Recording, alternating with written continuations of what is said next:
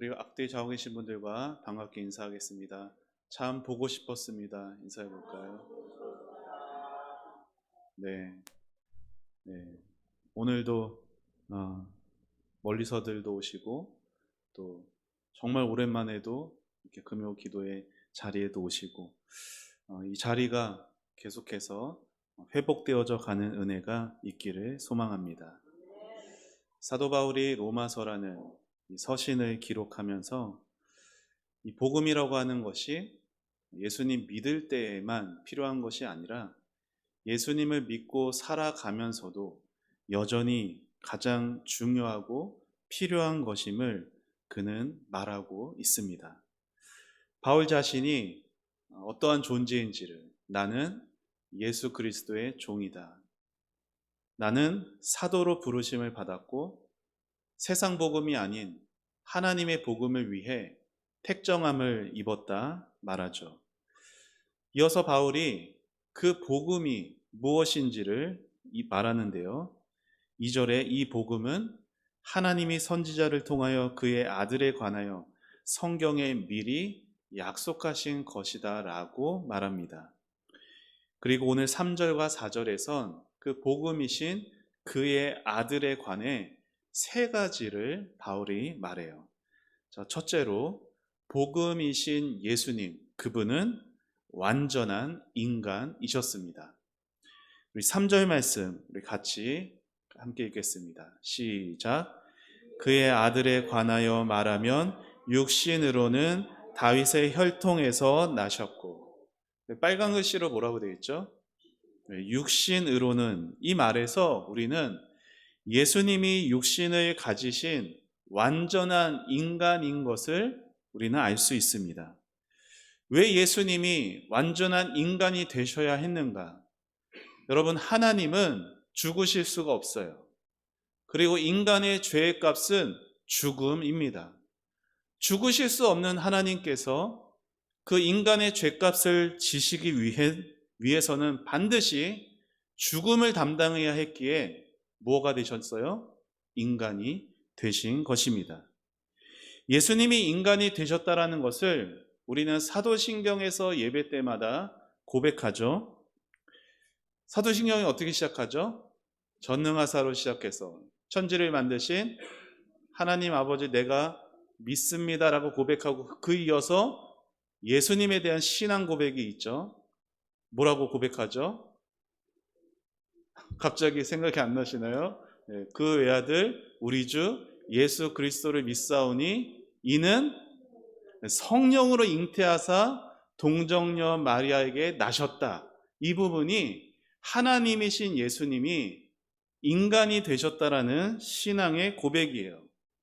여러분, 동정녀로 예수님이 나셔야 했다라는 게 그게 안 믿어지면 모든 신앙은 무너져요. 그러니까 사도신경에서 하나하나에 대한 신앙의 고백이 못하면 그 뒤에 고백도 못하는 거예요. 예수님께서 왜 남자를 가까이 하지 않은 동정녀의 몸에서 태어나셔야 했냐면 아담 이후로 모든 타락한 인생들이 남자와 여자 사이에서 태어났고 예수님도 그러한 관계에서 태어난다면 예수님도 죄를 가진 채 태어날 수밖에 없는 것이에요. 그래서 동정녀에게서 성령으로 잉태되는 것이 중요했어요. 왜요? 죄가 없이 태어나셔야 했기 때문에. 자, 그리고 또 하나가 있는데 그런 예수님께서 인간으로 오신다면 동정녀에게서 태어나실 때 좀 더 건장한 모습으로 이 땅에 오실 수는 없으셨을까? 꼭 태중에 여러분 초음파 이런 거 그 임신 이렇게 찍어보면요, 아기가 처음에 뭐부터 시작하냐면 점과 같은 작은 아주 작은 그 집 안에 있는 그 점으로 보여지는 것부터 시작해요. 그러니까 생각해 보세요. 온 우주 만물을 만드신 하나님께서 그 점과 같은 그 안으로 들어가신 거예요. 그럴 필요가 있으셨을까? 예, 그럴 필요가 있으셨어요. 왜요? 다윗은 내가 모태에서부터 죄인이라고 고백해요. 내가 태어나서 죄를 짓기 때문에 죄인이 된 것이 아니라 태중에서부터 죄인으로 만들어졌고 죄인으로 태어났기에 죄를 지으며 살아가는 거예요.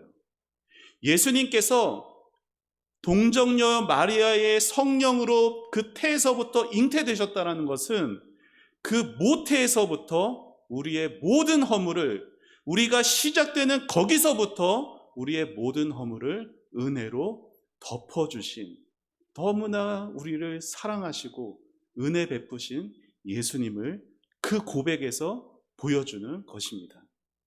그리고 예수님께서 이 땅 사시는 동안도, 육신을 입고 사시는 동안 우리가 세상에서 겪을 법칙한 모든 어려움들 친히 겪으시고, 아니 더 많이 겪으시고, 오늘 그래서 우리가 겪고 있는 그 처지들을 예수님께서 자신의 일처럼 긍휼히 여기실 수 있게 된 것입니다. 또한 이 땅에 사시는 동안 우리가 지켜야 할 모든 계명에 예수님 순종하심으로 우리에게 의로움이란 선물을 또한 주셨죠.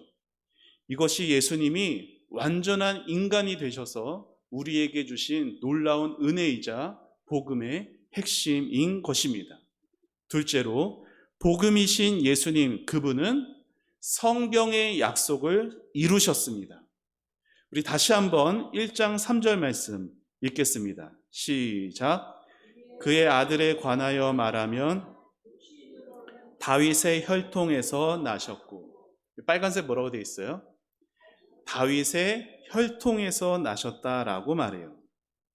다윗의 혈통을 언급한 것은 하나님이 약속하신 구원자가 다윗의 후손으로 성경에 약속되어 있기 때문이죠.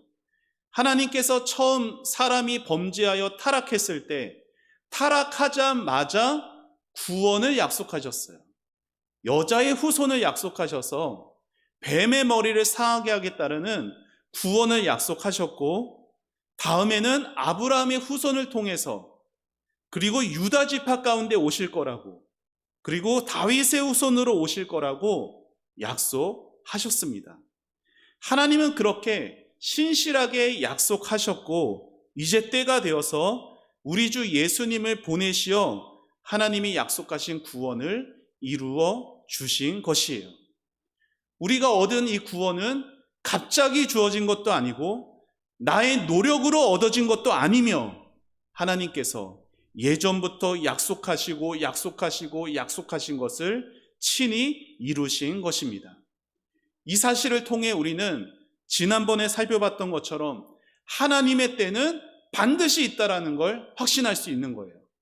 하나님이 약속하신 것, 하나님의 시간에 하나님의 방법으로 이루십니다.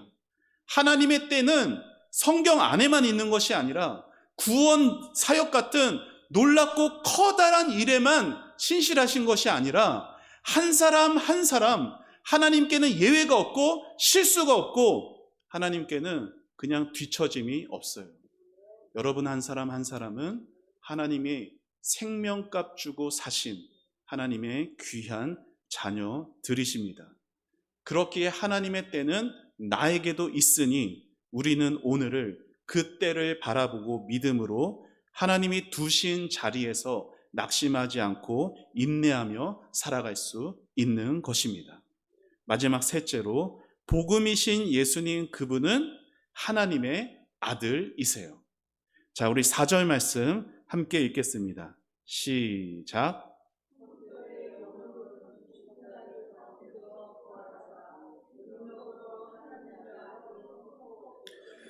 곧 우리 주 예수 그리스도 신이라. 아멘. 죽은 자들 가운데서 부활하사 능력으로 하나님의 아들로 선포되셨으니, 이 4절을 잘못 이해하게 되면요, 마치 예수님이 부활하신 그때에, 그러니까 그 이전에는 하나님의 아들이 아니셨는데 부활하신 그때에 하나님의 아들이 되셨다라고 오해할 수도 있습니다. 그런데 그렇지 않아요. 여기 선포되다라는 말이 확인되다, 알려지다라는 의미예요. 그러니까 예수님은 부활하시기 전에도 하나님이셨어요. 부활하고 나서야 하나님 되신 것이 아니고요. 부활하시기 전에도 하나님이셨지만 그 사실이 가려져 있다가 죽음을 이기고 성령의 능력으로 부활하신 다음에 비로소 그 사실이 온 세상에 명확하게 확인되었다, 알려지게 되었다라는 의미인 것입니다. 여러분, 하나님은 항상 하나님의 아들이셨고 앞으로도 그러실 거예요. 예수님의 부활이 이 진리를 명확하게 보여주는 것이죠. 저와 여러분의 구원자 예수께서 이처럼 완전한 인간이시고 부활하신 하나님의 아들이신 것이 복음의 핵심입니다. 이 복음을 우리가 받아들이건 받아들이지 않건 그분은 여전히 영원한 하나님의 아들이세요. 우리가 찬양 시간을 통하여서 살아계신 주, 나의 참된 소망, 예수님 정말 영원하신 하나님의 아들이십니다. 이렇게 우리가 고백을 하고 우리뿐 아니라 이곳을 꽉 차은 회중이 그렇게 하나님을 높이고 예수님을 찬양해도 사실 예수님에게는 어떤 보탬도 되지 않아요. 무슨 말이냐면 우리가 예수님을 그렇게 높여서 찬양한다고 하여도 100사람이 1000사람이 10,000명이 다 입을 벌려서 예수님을 높인다 하여도 예수님은 조금 더 높아지시거나 하는 일이 없다고요. 우리가 아무리 예수님을 찬양해도 예수님에게는 아무 변화도 나타나지 않아요. 하지만 예수님을 하나님의 아들로 자신의 구원자로 고백하고 마음으로 받아들이는 그 사람의 마음에는 변화가 나타납니다. 복음이신 예수님을 우리가 받아들일 때 그분은 우리 삶의 주인이 되세요. 복음이신 예수님을 우리가 받아들일 때 우리 삶의 모든 필요를 공급해 주시는 분이 되시는 것입니다. 예수님은 우리가 그렇게 영접하기, 마음에 받아들이기 전부터 이미 우리의 구원자이셨어요. 이미 하나님의 아들이셨어요. 그러나 예수님을 마음으로 받아들이기 전까지는 우리는 구원을 얻을 수도 없을 뿐더러 어떠한 은혜도 얻을 수가 없습니다. 복음이신 예수님을 마음에 모시고 모든 상황에서 예수님을 의지할 때 예수님이 우리의 삶을 인도해 가시는 것입니다. 왜 내 삶이 이렇게 힘들고 하나님이 없는 삶 같냐고요?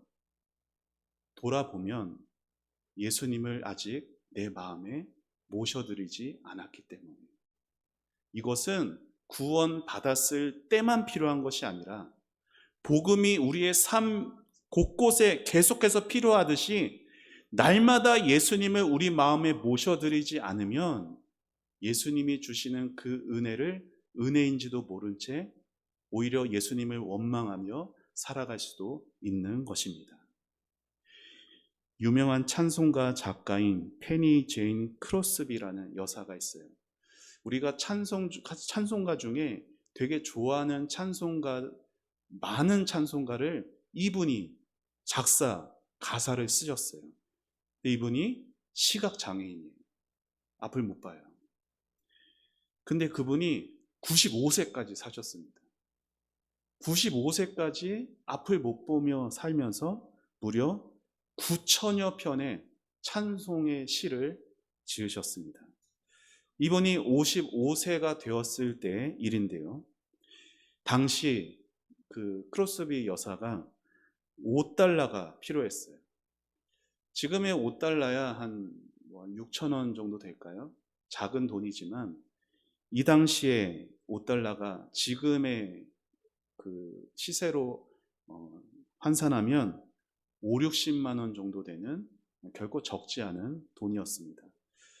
당장 구할 길이 없어서 참으로 막막했다고 합니다. 그래서 이분이 기도를 했어요.